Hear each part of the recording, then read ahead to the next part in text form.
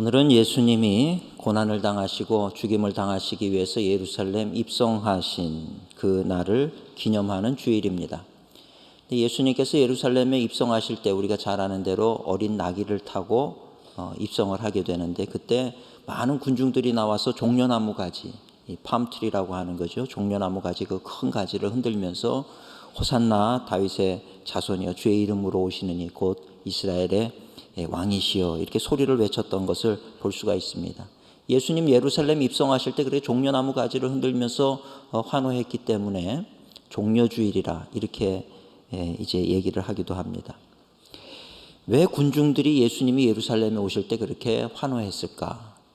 이미 예수님에 대한 소문은 많이 들었을 거예요. 죽은 나사로를 살리기도 하고 놀라운 기적을 행하기도 하고 풍랑을 잠잠케도 하고. 이러면 문득 드는 생각이 뭐냐면, 이분이야말로 우리가 그렇게 기다리던 메시아가 아니겠는가. 특별한 그런 힘과 능력을 가지신 분이시니까 이 바로 구약의 많은 예언자들이 그렇게 예언했던 메시아가 이분이신가 보다. 그러니 그 예수님이 예루살렘에 들어오신다는 소식을 들었을 때 그 모든 백성들이 마음이 들뜰 수밖에 없는 거죠. 이제는 이 메시아가 오셨으니 이분이 예루살렘에 와서 우리나라를 이렇게 다스리고 있는 로마를 다 쫓아내고 자유를 우리에게 줄 것이다, 이런 기대감이 있지 않겠습니까? 그러니 너나 할 것 없이 그 종려나무 가지를 들고 나와서 흔들면서 예수님을 환영했던 것을 우리가 볼 수가 있지요. 호산나 찬송하리로다 이렇게 외치게 되는데, 그 호산나라고 하는 말은 우리가 호산나 많이 듣지요. 히브리어인데 그 말의 뜻은 뭐냐면, 내가 지금 죽게 되었을 때 어떤 왕이나 하나님, 신적인 존재에게 도움을 요청하면서 부르짖는 말이에요. 지금 나를 구원하소서, 이런 뜻이 바로 그 호산나라는 뜻입니다. 예수님이 예루살렘에 입성할 때 종려나무 가지를 흔들면서 호산나, 이게 뭐예요? 지금 우리를 구원하소서. 무슨 상황입니까? 로마가 지배하고 있는 이런 상황 속에서 우리를 이제 건져내 주시고 자유케 해 주시옵소서, 이런 뜻으로 호산나를 불러 외쳤던 것을 우리가 보게 되는 거죠.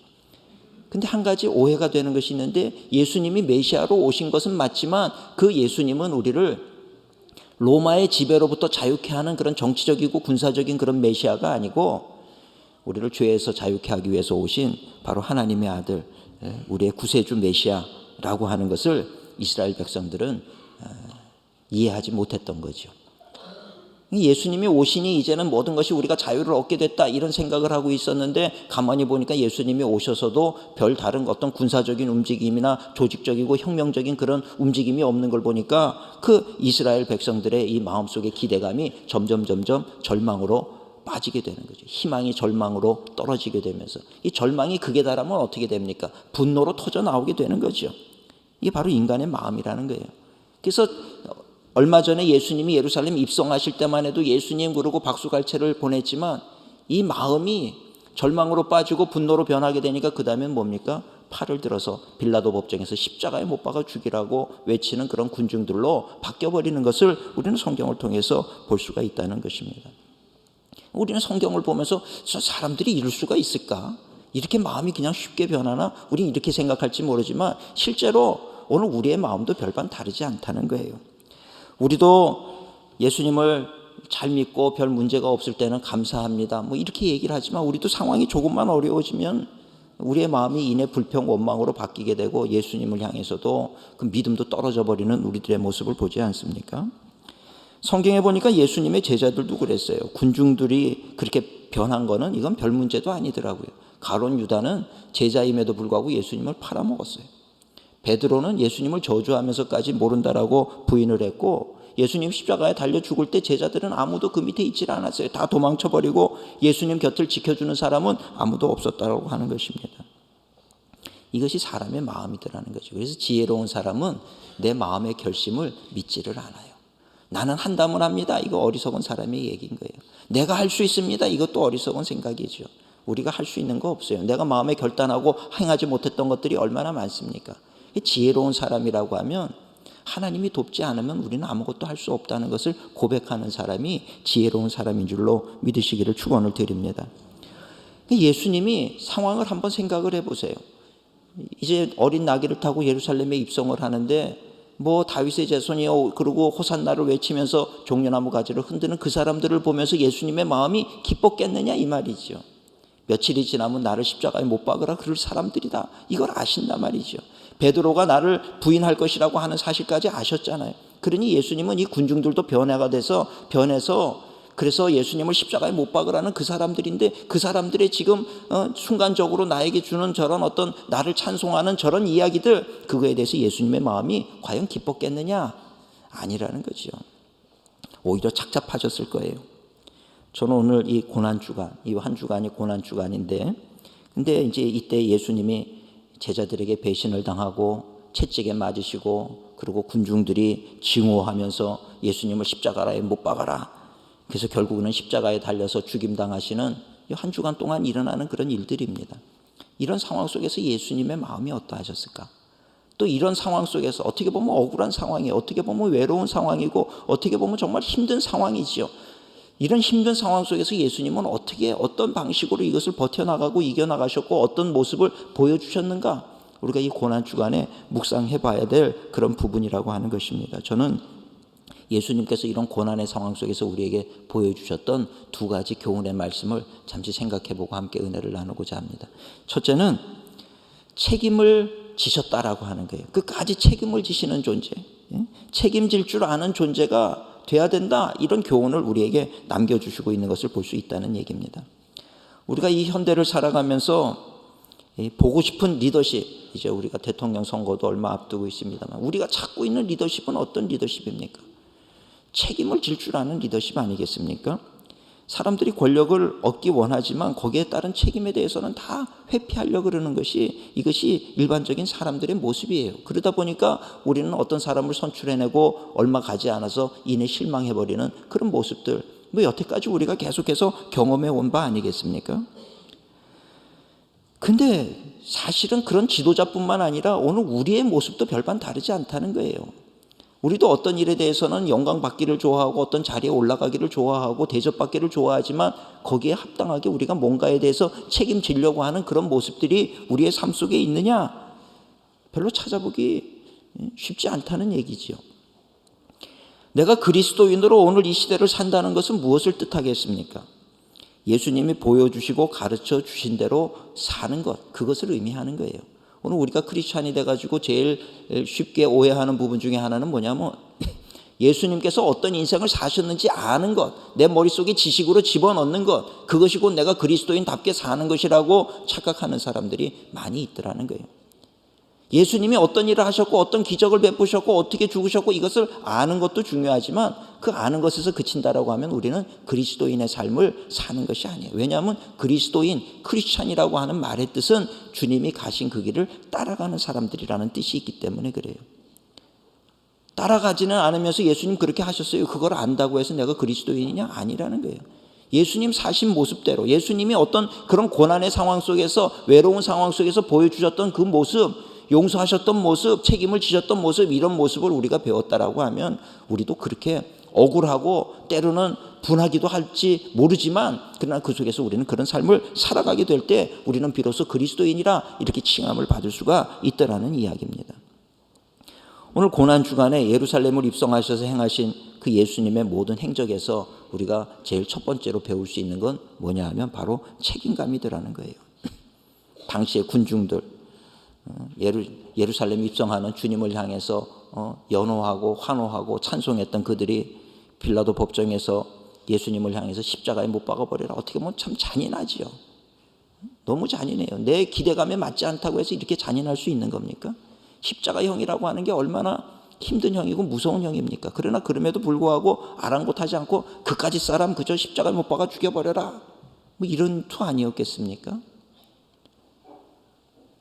조금의 어떤 인자함이나 자비심도 없이 그 예수님 나랑 상관없다 이 얘기죠.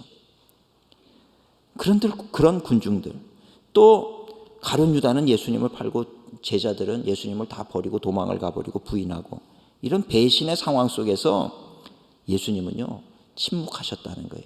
너희들이 어떻게 그럴 수 있느냐, 이런 얘기를 하지 않았어요. 침묵하시고 당신이 가야 될 길을 끝까지 묵묵히 가셨던 예수님의 모습을 볼 수가 있는 거죠. 오래전에 예수님에 대한 영화가 많이 나오지 않습니까?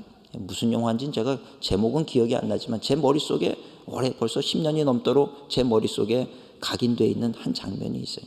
예수님이 십자가를 지고 골고다를 올라가는데 힘이 없어요. 이미 채찍에 맞을 대로 맞으시고 기진해져 가지고 십자가를 메고 골고다를 올라갈 수가 없는데, 올라가다가 쓰러지고 또 넘어지시고 너무나도 비참하게 넘어지시는 거죠. 다시 일어날 힘이 없어요.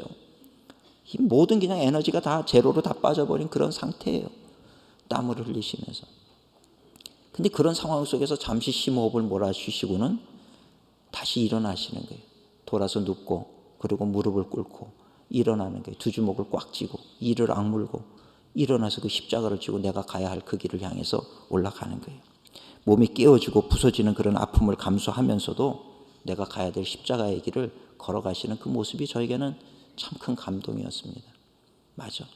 우리는 그냥 쉽게 예수님 십자가를 지고 돌아가셨습니다. 너무 쉽게 얘기하지만 그 십자가를 지고 돌아가시는 그 여정이, 그 과정이 쉬운 과정이었겠습니까?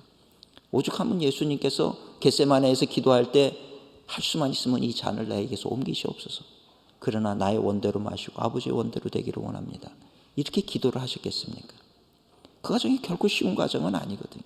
근데 그럼에도 불구하고 포기할 수 없어요. 당신의 그 십자가를 지시는 걸 통해서 우리에게 죄로부터 자유함을 주고 구원의 길, 영생의 길을 줄 수 있기 때문에 주님께서 우리에게 보여주신 것은 바로 십자가를 지고 골고다를 올라가신 그 모습 그 자체가 예수님의 이 당신에게 주어진 이 책임을 감당하고자 하는 그 마음을 우리는 보게 되더라는 것입니다. 그렇게 십자가에 달리셔서 손과 발에 못을 박히시고 옆구리에 창이 찔리시고 머리에는 가시관을 쓰시고, 그리고 결국 물과 피를 다 쏟으시면서 바로 죽기 직전에 예수님께서 고백하신 십자가상의 말씀이 무엇입니까? 다 이루었다. 우리가 그저 단순하게 다 이루었다를 들을 게 아니라 그런 고난의 과정을 이를 악물고 다 넘어온 거예요. 그 고통의 과정을 다 참고 넘어오신 거지요. 그리고 십자가에서 다 이루었다라고 외치시는, 그리고 운명하시는 그 예수님의 모습을 생각할 때 우리의 가슴이 미어지지 않을 수가 없더라는 것입니다. 당신이 감당하셔야 할 그 모든 일에 대해서 끝까지 책임을 완수하시는 그 예수님의 모습. 예수님은 상황을 탓하지 않았어요. 사람을 탓하지도 않았어요. 힘들다고 쉬운 길을 택하지도 않았어요. 오늘 우리와는 너무나도 대조적인 삶을 산다는 거예요. 오늘 우리는 예수님을 따르는 크리스찬이라고 하지만 우리는 틈만 나면 상황을 탓해요. 상황이 이래서 이랬습니다. 또 틈만 나면 어떤 사람을 손가락질하면서 저 사람 때문에 그랬습니다. 모든 죄를 그 사람에게 다 전가시켜 버리려고 그래요. 할 수만 있다 그러면 쉬운 길이 있으면 우리는 어려운 일 다 벗어버리고 쉬운 길로 가려고 하는 것이 오늘 우리들의 모습이더라는 것입니다. 예수님의 모습과는 전혀 다른 모습이라는 거죠. 예수님은 쉬운 길을 선택하지 않았어요. 예수님 처음 공생애 전에 40일을 금식하시고 광야에 나와서 사탄에게 시험을 받을 때 사탄이 시험했던 것이 무엇입니까? 어려운 길 가지 말라는 거예요. 나한테 눈 한번 딱 감고 내가 사탄이지만 나에게 절을 하면 지금 네가 이 모든 것을 회복시키러 왔는데 이 천하만국 회복시키러 온 이 천하만국을 그냥 내가 줄게. 나중에 앞으로 십자가도 져야 되고 이런 고난도 당해야 되고 그거 어떻게 하려고 그래. 그냥 눈 한번 딱 감고 나한테 절만 하면 내가 이거 다 다시 돌려줄게. 쉬운 길을 제시했죠. 그러나 예수님은 그 사탄의 그 쉬운 길을 용납하지 않으셨어요. 사탄아 물러가라. 그 길은 내가 가야 될 길이 아니라는 거예요. 하나님께서 정해놓으신 길, 그 길이 멀고 험하다 할지라도 그 길을 가야 된다. 나는 그 길을 가지 너의 그 속임수 쉬운 길을 내가 택하지 않을 것이다. 사탄아 물러가라. 그 유혹을 이기시더라는 거예요. 근데 오늘 우리 이 시대를 살아가고 있는 우리들의 모습을 보면 항상 예수님의 길, 하나님께서 우리에게 주신 그 길을 가기보다는 쉬운 길을 가려고 얼마나 애를 쓰는지 모른다는 거죠. 오래전에 어렸을 때 중고등학교 시절에 읽었던 괴테의 파우스트라고 하는 책을 아시죠? 파우스트 박사가 너무나도 이 마음에 갈급한 거예요. 행복을 얻기를 원하고 세상에 누구보다 성공하기를 원하고 이 쾌락을 원하고 이 즐거움을 원하고 그럴 수만 있다라고 하면 내 영혼을 팔겠다. 그래서 사탄하고 계약을 맺지 않습니까? 나에게 행복을 주면 내 영혼을 팔겠다. 쉬운 길을 선택하는 거죠. 참 위대한 작가는 그냥 거저 되는 것이 아닌 것 같아요. 어떻게 그렇게 인간의 속성을 그대로 꿰뚫어 보는지. 오늘 많은 사람들이 나는 아니라고 얘기하지만 우리는 두 갈래 길 가운데 하나를 선택하라 그러면 어떻게 해서든지 쉬운 길을 선택하려고 그러는 것이 인간의 본성이더라는 얘기입니다. 우리 크리스찬은요, 내 본성을 따라서 쉬운 길을 가는 게 크리스찬이 아니고 어렵고 힘든 길, 가시밭길, 고난의 길이라 할지라도 그 길이 의의 길이고 그 길이 주님께서 말씀하신 길이라고 하면 그 길을 걸어가는 것이 크리스찬의 삶의 모습이 되어야 된다는 얘기예요. 오늘날 많은 사람들이 세상에 책임을 지려고 하지 않습니다. 쉬운 길, 나에게 유익한 길을 얻으려 그래요. 남이야 어떻게 되든지 나만 잘 되면 된다, 이런 마음을 가지고 있어요. 그래서 정당과 정당이 만나면 싸움을 하고요, 사람과 사람이 만나면 싸움을 하는 거예요. 내 생각과 다르면 서로의 이권 다툼으로 말미암아 싸움이 일어나는 이런 모습들을 우리가 얼마나 많이 보게 되는지 모른다는 것이지요. 오늘 우리 예수님을 따르는 크리스찬은 이 고난 주간에 당신의 이익을 대변하기보다 우리를 살리기 위해서 끝까지 책임을 다하셨던 그 예수님의 책임감을 배울 수 있는 오늘 우리가 되어야 될 줄로 믿습니다. 무슨 일만 있으면 이건 이래서 싫고 저건 저래서 싫고, 이건 이래서 마음에 안 들고 저건 저래서 마음에 안 들고, 그저 회피하고 도망치고 떠나버리면 다라고 생각하는 거 어리석다는 거예요. 이 나라, 이 세상살이에 대해서도 마찬가지입니다. 불평하고 원망하기 이전에 내가 나에게 주어진 일에 대해서 책임을 다하려고 노력한 적은 있느냐, 이 말이죠. 가정에서도 마찬가지고, 교회에서도 마찬가지고, 사회에서도 마찬가지고, 국가를 향해서도 마찬가지예요. 내가 정말 이 나라 잘 되기를 원하지만 나는 내가 감당해야 될 그 책임이라는 부분에 대해서 나는 얼마나 책임을 다하고 있는가. 우리는 나와 상관없는 일이라고 하면 안 하는 것이 지혜롭다라고 얘기를 하고 있다는 거죠.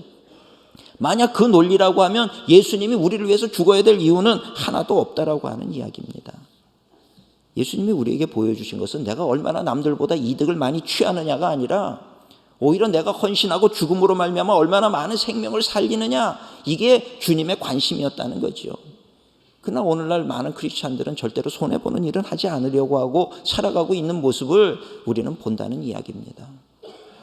떠나는 건 쉬워요. 회피하는 건 쉬워요. 숨어버리는 건 쉬워요. 그러나 그 자리에서 끝까지 버티고 내가 책임을 다하는 건 어려운 일이라는 거죠. 적어도 오늘 우리가 크리스찬이라고 한다고 하면 오늘 주님께서 보여주셨던 이 모습을 우리가 배워야 될 줄로 믿습니다. 쉬운 길은 아니기 때문에 때로 포기하고 싶을 때가 있는 거예요. 그러나 그럼에도 불구하고 포기하지 않고 가야 되는 길이기 때문에 내가 몸부림을 치는 거죠. 이런 몸부림이 우리 크리스찬의 삶 속에서는 있어져야 된다는 이야기입니다. 우리 사랑하는 성도님들, 항상 이 세상에서 또 가정에서 교회에서 어느 곳에 있든지 내가 감당해야 될 부분이라고 하면 적어도 최선을 다하기 위해서 힘쓰고 애쓰시는 그런 우리 성도님들 되시기를 주님의 이름으로 축원을 드립니다. 두 번째로 이 고난 주간에 예수님께서 보여주신 행동은 바로 용서하는 삶을 살라는 거예요. 용서의 마음입니다. 우리가 살면서 해결해야 될 많은 문제들이 있어요. 그 중에 하나가 바로 이 죄의 문제죠. 죄의 문제. 죄 짓고 살면 안 돼요. 왜 그러냐? 죄는 대가가 따르기 때문에 그래요. 세상에서도 죄를 지으면 형무소에 가지 않습니까? 감옥에 가는 거죠. 죄를 지으면 벌금을 내야 되죠. 죄에는 대가가 있다는 거예요. 그러나 세상의 법을 지킨다고 해서 내 죄가 완전히 없어지는 것은 아니에요. 여러분, 누군가가 사람을 상처를 줬어요. 그 사람을 죽였어요. 나는 형무소에서 20년을 살았어요. 그럼 내 죄가 사라집니까? 이 죽은 사람이 그렇다고 해서 다시 살아오는 게 아니죠. 세상에서 정한 법을 지키는 것이 내 죄가 사함받는 길은 아니라고 하는 거예요. 근데 세상에 어느 종교를 봐도 죄사함에 대해서 얘기하고 있는 종교는 없어요. 그저 힌두교나 불교에서는 업이라고 얘기하지 않습니까? 그럼 너 다음 생에 벌레로 태어나든지 짐승으로 태어나든지 네 업에 따라서 그렇게 그 죄의 대가로 그렇게 된다, 이렇게 얘기를 하지 죄사함을 받는다라고 얘기하고 있는 것은 그 어디도 없단 말이죠. 근데 기독교에서는 뭐라 그럽니까? 죄 없으신 하나님이, 죄의 삭은 사망이에요. 죄를 지으면 죽게 되어 있어요. 근데 우리가 죽어야 됨에도 불구하고 예수님께서 우리 죄를 대신해서 죽기 위해서 이 땅에 오셨다는 거죠. 이게 복음이라는 것입니다. 그래서 우리는 죄의 문제 이거 해결하지 않으면 다 멸망할 수밖에 없고 죽을 수밖에 없는데 살기 위해서는 예수님 믿어야 된다, 이렇게 얘기를 하면 세상에서는 요즘은 절대 진리를 부인하는 시대가 됐어요. 상대 진리를 얘기하기 때문에 너희 기독교들은 왜 그렇게 편협하냐, 이 얘기를 하지만 편협해도 할 수 없어요. 그게 답인 걸 어떻게 아니라고 얘기를 합니까? 또 다른 길이 있습니까? 일단 내 죄의 짐, 죄가 없는 사람은 아무도 없잖아요. 그렇다고 하면 그 죄의 짐을 어떻게 벗을 거냐, 이 말이죠. 또 다른 예수 그리스도가 제시한 그 방법 외에 또 다른 길이 있으면 우리가 그 길을 가겠어요? 그건 없단 말이에요. 세상에 어느 종교도 이 죄사함을 받을 수 있는 길에 대해서 얘기하고 있는 종교는 없어요. 이슬람도 마찬가지입니다. 그러나 오직 기독교만, 하나님께서 육신을 입고 이 땅에 오셔서 우리를 대신해서 죽으셨어요. 그러니 우리가 예수님을 전하지 않을 수가 없는 거죠. 죄의 문제 해결할 수 있는 길은 오직 예수 그리스도밖에 없음을 믿으시기를 축원합니다. 이 죄의 문제를 해결해야 되는 거고요. 또 하나 죄와 연관돼서 우리가 생각하지 않을 수 없는 것이 바로 용서의 문제라는 거예요. 큰 틀 안에서 보면 이 용서의 문제는 죄의 문제하고 연결되어 있어요. 근데 이 죄의 문제를 청산하는 데 있어서 가장 우리를 힘들게 하는 게 뭐냐면 바로 이 용서의 부분이라는 거예요. 사람이 미운 거 정말 답이 없지요. 여러분 누구 미워해 보셨죠? 밤잠을 자지 못할 때도 있지요. 이렇게 얘기하면 목사님 그런 사람이 있었어요? 이러고 꼭 저를 물어요. 저 말고 여러분들. 어떤 목사님이 그랬다 그래요. 여러분 미운 사람 없이 사는 분 손 한번 들어보니까 아무도 손을 안 들어요. 근데 저 뒤에서 할아버지가 한 분이 손을 드시더라는 거예요. 그래서 감격을 해가지고 이렇게 성인처럼 미워하는 사람 없이 사시는 분이 있다고 나오시라 그래서 도대체 왜 그렇게 어쩜 그렇게 사람을 미워하지 않고 살 수 있느냐 그랬더니 그 사람들 다 죽었어요 그러더라는 거예요. 연세가 많으니까. 그렇죠. 미워하지 않는 사람이 어디 있겠어요. 살다 보면 갈등 생기고 말 한마디로 인해서 원수 관계가 되고 미워지는 거죠. 근데 때로 정도가 심해지면 밤잠도 자지 못하는 거 아니겠습니까? 또 이렇게 얘기하면 목사님 저는 밤잠을 자지 못할 정도로 미워한 적은 없습니다. 이렇게 얘기하면서 자신을 굉장히 과대평가하는 사람이 있을지도 모르겠으나 여러분 중에 만약에 그렇게 내가 밤잠을 자지 못할 정도로 미워한 사람 없습니다. 그 이유는요 한 가지입니다. 심하게 안 당해봤기 때문에 그래요. 여러분 심하게 당했는데도 그렇게 밤잠을 잘 잘 수 있는 사람은 세상에 아무도 없어요. 그렇지 않습니까? 부도가 나고 사기를 당하고 어려움 당해서 가족이 다 뿔뿔이 흩어지고 내가 서울역 앞에 노숙자로 그렇게 잠을 자면서도 감사하다 그러고 그렇게 편하게 잘 수 있는 사람이 있을 것 같습니까? 너 죽고 나 죽자 이 칼을 가슴에 품고 말이죠. 모든 걸 끝내버리려고 하는 그런 분노와 증오 가운데 사는 게 그것이 정상 아니겠습니까? 내가 얼마나 심하게 당했느냐 그 정도가 결국 내가 용서를 할 수 있느냐 없느냐를 결정하는 척도가 된다라고 하는 거죠. 심하게 당하면 당할수록 용서는 더 어려워지는 거예요. 그건 당연한 겁니다. 특별히 내가 잘못한 게 있으면 그래도 좀 낫죠. 잘못한 게 없는데 오해를 받고 뭐 그랬다 그러면 더 억울한 거죠. 근데 참 오늘 본문 말씀에 보면 예수님의 경우를 보면 참 우리에게 주는 교훈이 크다는 거예요. 예수님의 경우에는요 너무나도 처절하게 배신을 당했어요. 군중들의 배신과 제자들의 배신과 또 군졸들의 그 조롱하는 모습과 침뱉고 모욕하고 때리고 예수님을 희롱하는 그런 상황. 우리 같으면요 내가 말 안 하려고 그랬는데 너희들 내가 누군 줄 알고 이러느냐 그럴 것 같아. 그죠? 십자가에서 내려와가지고 내가 이제 안 해 이거 너희들을 위해서 죽어주려고 그랬는데 너희는 가치가 없어. 도대체 너희들은 생각이 없어. 나 이거 안 해. 그럴 것 같아요. 저 같으면. 근데 예수님은 그러질 않으셨다는 게 참 예수님이 제가 아닌 게 참 감사하시기를 축원합니다. 예수님이 얼마나 감사한지 몰라요. 침묵하셨다는 거예요. 끝까지. 그런 모욕을 당하면서도. 우리는 어떠세요? 누가 말 한마디만 뒤에서 했다는 얘기 들어도 밤잠을 못 자고 부르르거리는 우리들의 모습 아닙니까? 저의 모습이기도 해요. 부족하지요. 근데 그런 예수님 어떻게 이러실 수가 있었을까?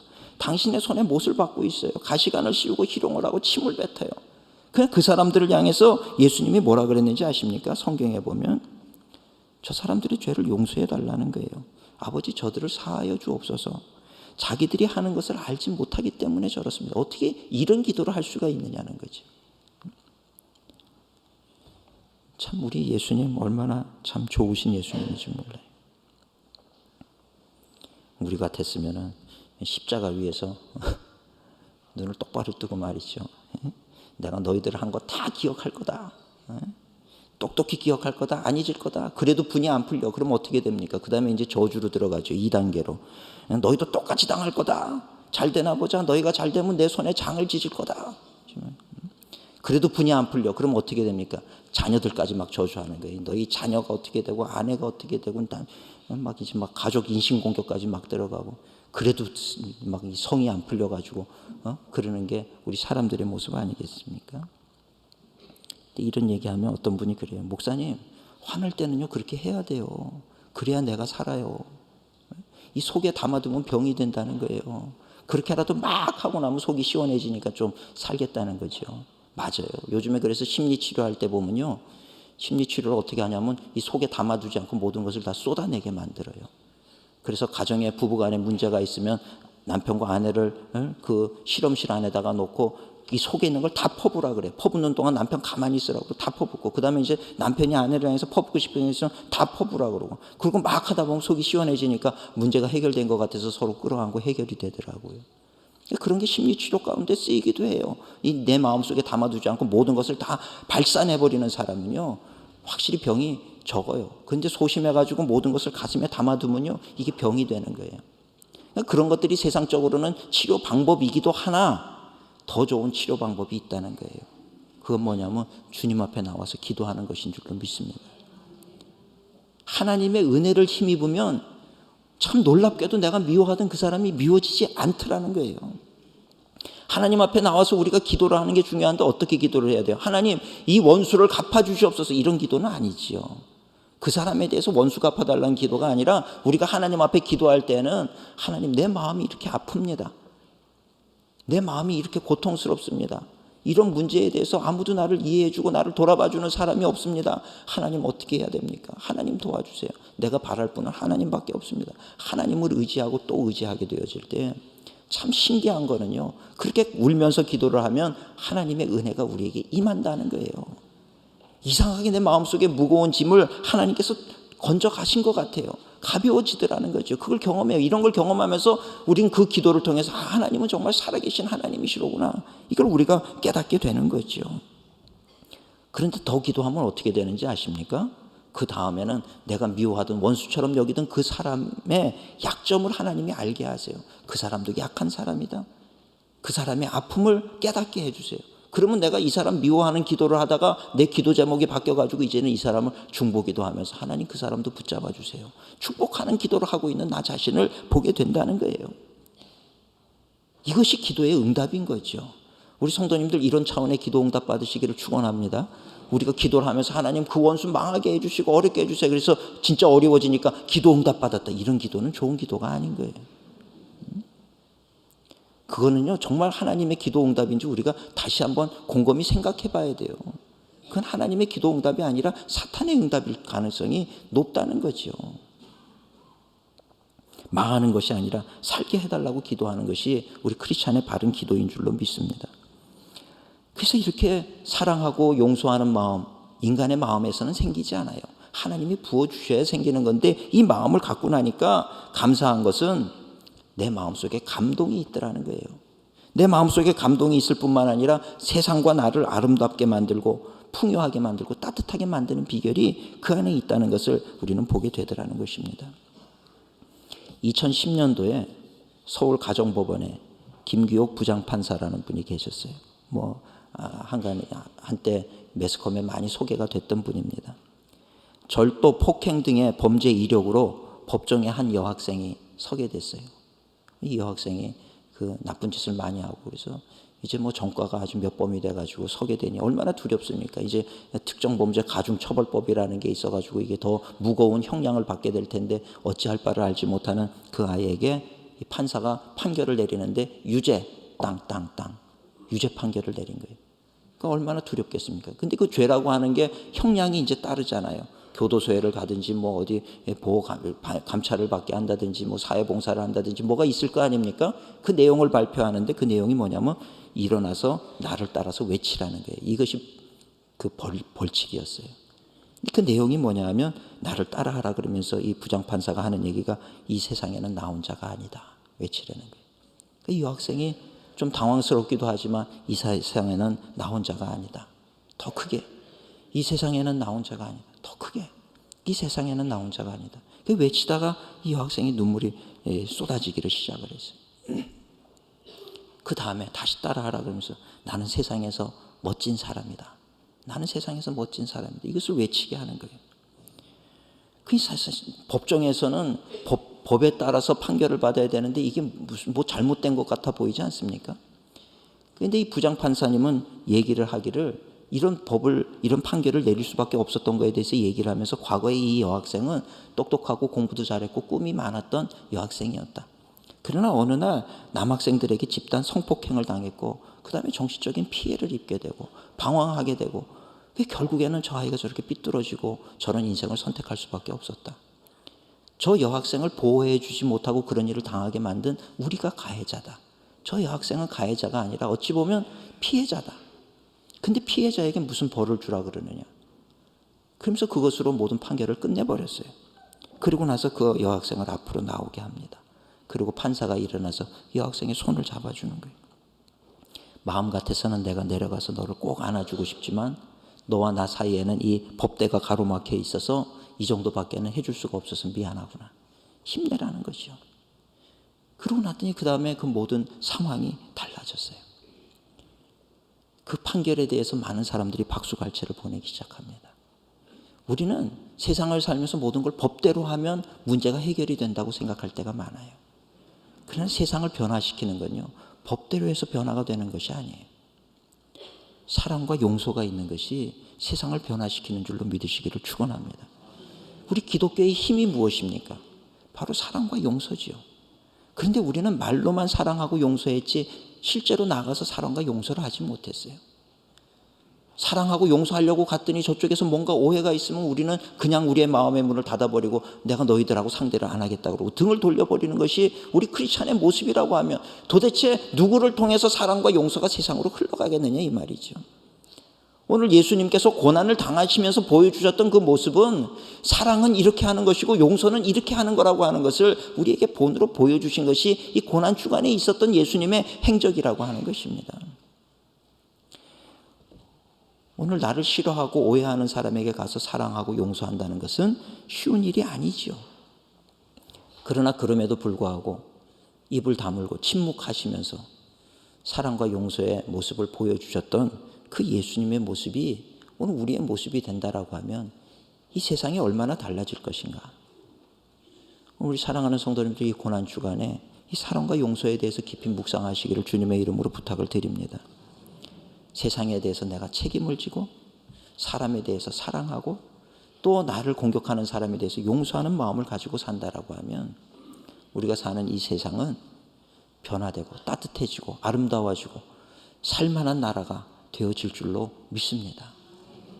법이 세상을 바꾸는 것이 아니라 사랑이 세상을 바꾼다는 것. 이것이 우리 크리스찬들이 가져야 될 우리 하늘의 법이라고 저는 믿습니다. 이런 일을 통해서 정말 하나님 앞에 칭찬받고 세상을 승리하는 우리 성도님들이 되시기를 주님의 이름으로 축원을 드립니다. 기도하시겠습니다. 사랑과 은혜가 충만하신 하나님 은혜 감사합니다. 오늘 거룩한 성일에 고난 주간에 보여주셨던 예수님의 그 행적을 묵상하며 오늘 우리에게 필요한 것, 우리가 행해야 될 일을 보게 하시니 감사를 드립니다. 세상의 뜻대로, 세상의 법대로 살아가는 우리가 아니라 하나님의 말씀대로 하나님의 뜻을 따라 살아가는 저희들 될 수 있도록 하나님 저희에게 힘과 지혜와 용기를 허락하여 주시옵소서. 늘 주님 동행하시고 우리를 도우시는 하나님 되시는 줄 믿사옵고 예수님 이름으로 기도드리옵나이다. 아멘.